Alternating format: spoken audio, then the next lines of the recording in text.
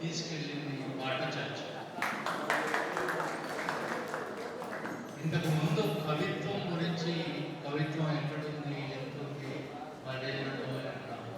కవిత్వం ఉన్నది పాటలోనే, కవిత్వం మిగిలింది కూడా పాటలోనే, కవిత్వం పుట్టింది కూడా పాటలోనే, ఇప్పటికి కొనసాగుతున్నది కూడా పాటలోనే.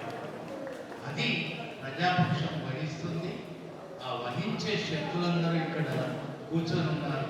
అది మా దశాబ్ది ఉత్సవాలకు నిజమైనటువంటి అర్థాన్ని ఇచ్చిందని సందర్భంగా తెలియజేస్తూ, చాలా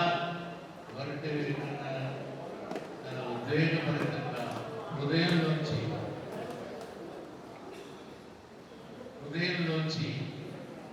వచ్చినటువంటి ఆవేదనలోంచి వచ్చినటువంటి ఆవేశంలోంచి వచ్చినటువంటి ఆశయంలోంచి వచ్చినటువంటి మాటలు ఆయన చెప్పారు. చాలా చాలా ధన్యవాదాలు. మన విప్లవ్ కుమార్కు మౌనశ్రీ గారు అన్న వస్తుంది, అది అభినందన జరగలేదు.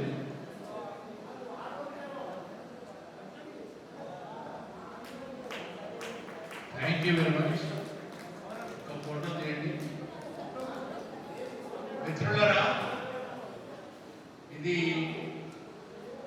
ముగింపు కాదు, ఆరంభం. రేపు సినిమా పాట మీద చర్చ ఉంది. ఒక అనివార్య కారణాల వల్ల ఒక పాటగాడికి బాగా జ్వరం రావటం వల్ల నాటక ప్రదర్శన ఈరోజు వేయలేకపోయాం. మనం ఏమి మన చేతుల్లో లేదు. తీవ్ర జ్వరంతో బాధపడుతున్న